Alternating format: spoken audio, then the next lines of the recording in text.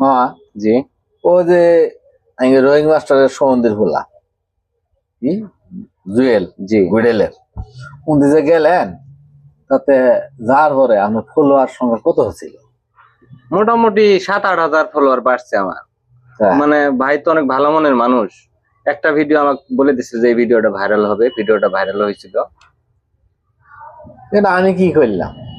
আমি তো কোনো কাজই করে এলাম না, উনতিও যাওয়া হলাম না। আমার তো ফলোয়ার ওই রকম নাই, 19,000-এর মতো ফলোয়ার।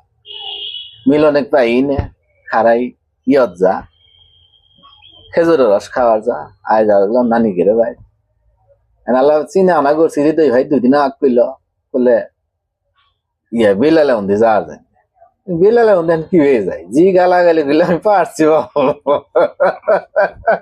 তো ফসা গেল আছি গাইল বাইরে কি হয়ে যায় 2 দিন হৃদয় ভাই কইলে বলে চলো তোমার মিল কই বাহু যা যা কাজে হয়েছি আমি বলে যাই এলে ফলোয়ার টোলো বাড়ারাম এন বাহু নিয়ত করছি ভালো ভালো কন্টেন্ট বানাবো। এই কন্টেন্ট যদি পাবলিকের পছন্দ হয় তাহলে আমার ফলো করবো, পছন্দ না হলে ফলো করবো না। এখন আমি এই আশায় আছি মান কি কন। এই কথাটাও জুয়েল ভাইয়া বলছে যে আপনি একটা ভালো ডিভাইস নেন, একটা ভালো মাইক্রোফোন নেন, আর আপনি ফানি ভিডিও বানান। তা না পারলে আপনি রান্না বান্নার ভিডিও বানান, তাও মানুষের পিছে ঘুরেন না। এটাই আপনার আইডি অনেক উপরে চলে যাবে। সুন্দর একটা কথা দিয়েছে। কারণ ব্যান্ড মেসেজ 00 জুয়েল ভাই খুব ভালো মনের মানুষ। আমি যাই নাই, ও যে আমার ভাস্তি যে ডাক্তার রনি ওরে তো মা তো ভাই আমার কয়দিন কইলে আমি না আমার এলে সরম করে নিজে কন্টেন্ট বানাবো। কন্টেন্ট যদি কেউ কারো পছন্দ হয় আমার সঙ্গে অ্যাড হবো, এলে হবো না। কিন্তু আমার এলে লজ্জা করি ওই দেশে দেশে ঘুরে ফলোয়ার ভিক্ষে করা বা হইলেও নাই যা।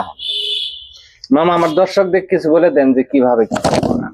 দর্শকদের সম্পর্কে একটা কথা বলতে চাই, সেটা হলো যদি আপনার কন্টেন্ট ভালো হয়, কন্টেন্ট কি টপিক নিয়ে করবেন, রান্না বান্না আছে, গল্প, ইমোশনাল গল্প, যেমন প্রবাসী ভাইদের নিয়ে গল্প, এরপরে শিক্ষামূলক, পারিবারিক, সামাজিক, সমাজে কি ঘটছে এগুলো নিয়ে যদি বানাতে পারেন, যদি একাও বানান কাউকে লাগবে না, তাও আপনার ভিডিও খাবো।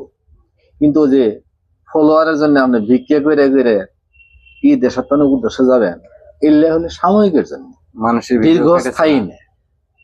দীর্ঘস্থায়ী করবে গেলে নিজে ভালো মানের কন্টেন্ট বানালে। ধন্যবাদ।